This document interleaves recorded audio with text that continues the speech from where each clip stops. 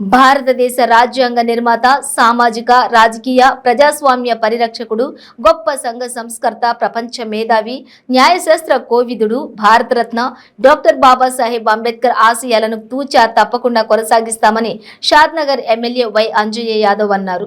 132వ జయంతి సందర్భంగా షాద్నగర్ పట్టణ చౌరస్తాలో అంబేద్కర్ విగ్రహానికి పూలమాలలు వేసి ఘనంగా నివాళి అర్పించారు. షాద్నగర్ పట్టణ రైల్వే స్టేషన్ నుండి అంబేద్కర్ విగ్రహం వరకు సాంస్కృతిక కళా ప్రదర్శన ద్వారా కళాకారులు డప్పు వాయిద్యాలతో ఆటపాటలతో పట్టణాన్ని హోరెత్తించారు. ఈ కార్యక్రమంలో తెలుగుదేశం పొలిట్ బ్యూరో సభ్యులు Bakkani Narasimhulu, ZP vice chairman Ganesh, municipal chairman Narender, vice chairman MS Natarajan తదితరులు పాల్గొన్నారు.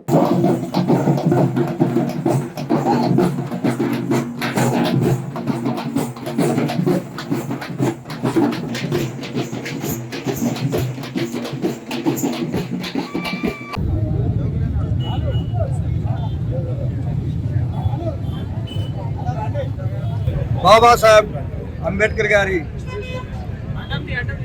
132వ జయంతిని ఈరోజు పట్టణాల్లో పల్లెలలో ఘనంగా నిర్వహిస్తున్నారు. ముఖ్యంగా మన భారత రత్న నిజంగా రత్నమే భారతానికి రత్నం అయిపోతుంది. ఎందుకంటే అప్పుడప్పుడు సమాజం కొరకు, సమాజ శ్రేయస్సు కొరకు కొంతమంది కారణజన్ములు జన్మిస్తున్నారు. ఆ కోవలనే అంబేద్కర్ గారు నిజంగా ఆ టైంలో, ఆ కాలము దాదాపు 100 సంవత్సరాలు అయిపోయింది కదా. ఆ టైంలో సమాజంలో ఎటువంటి అంటే ఎటువంటి ఆలోచనలు ఉన్నాయి, ఎటువంటి బలవంతపు అంశాలు ఉన్నాయి, ఎన్నో ఇబ్బందులు ఉన్నాయి. ఆ టైంలో దళిత కుటుంబంలో పుట్టి, ఒక పేద కుటుంబంలో పుట్టి ఆ స్థాయికి అంటే ప్రపంచంలో మేధావని పేరు తెచ్చుకునే స్థాయికి ఎదిగినట్టే మన భారతదేశ ప్రజల అదృష్టం.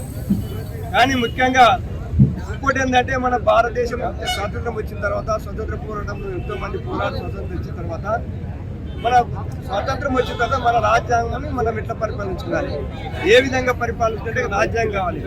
ఆ రాజ్యాంగానికి ఎవరు దానికి చైర్మన్ ఎవరైనా సభ్యులు పెట్టాలి చేసినప్పుడు మనం లేకపోతే విదేశీయులతో ఆలోచన చేసినప్పుడంట మమ్మల్ని ఎందుకు ఆడుతారు, మిగతానే పెద్ద మేధావి ఉన్నాడు కదా అంబేద్కర్, ఆయన పెట్టాలంటే నిజంగా ఆయన్నే చైర్మన్గా పెట్టి రాజ్యాంగ నిర్మాణం జరిగింది. ఆ రాజ్యాంగంలో అప్పుడున్న పరిస్థితులు అప్పుడున్న పరిస్థితిగా ఆయన ఎంత మేధావి అర్థం చేసుకునే ఏ దేశంలో ఏది మనకు మంచి ఒక నిబంధనలు ఉన్నాయి. అంటే ఒక యాక్ట్ ఏర్పరచడం ఏమేమి మనం పొందుపరచుకోవాలి, దీంట్లో ఏమేమి తెలుసుకోవాలి, ఏ దేశానికి ఏమేమి మంచి ఉన్నాయి అవన్నీ క్రోడీకరించి మంచి భారతదేశానికి దిశ చూపించిన మహాత్ముడు మా బాబాసాహెబ్ అంబేద్కర్ గారు. అదేవిధంగా ఆయన చూపించిన మార్గంలో ఈ స్థాయికి ఈరోజు ఈ టైంలో ఈ పరిస్థితిలో ఇంతమంది దమవుకం కానీ, చాలామంది స్వేచ్ఛాయుతంగా మాట్లాడటం కానీ, ఎన్ని ఇబ్బందులు లేకుండా స్వతంత్రంగా భావప్రకటన చేయడం కానీ వచ్చిందంటే అంబేద్కర్ వల్లనే.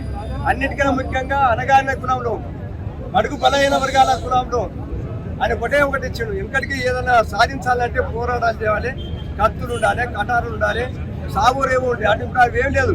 అన్నిటికన్నా కత్తుల కటాల కన్నా ఉజ్రాయుధమైన ఓటాకు ఇచ్చాడు. ఆ ఓటాకు ద్వారా మనం నీతిగా నిజాయితీగా నచ్చిన వ్యక్తిని ఎన్నుకున్నామంటే అప్పుడు యథా రాజా తదా ప్రజ ఉండే. ఇప్పుడు అట్లా లేదు, యథా ప్రజ తదా రాజా. మన ప్రజలు ఎవరిని ఎన్నుకుంటే వాడు ఒకటే రాజా వస్తాడు.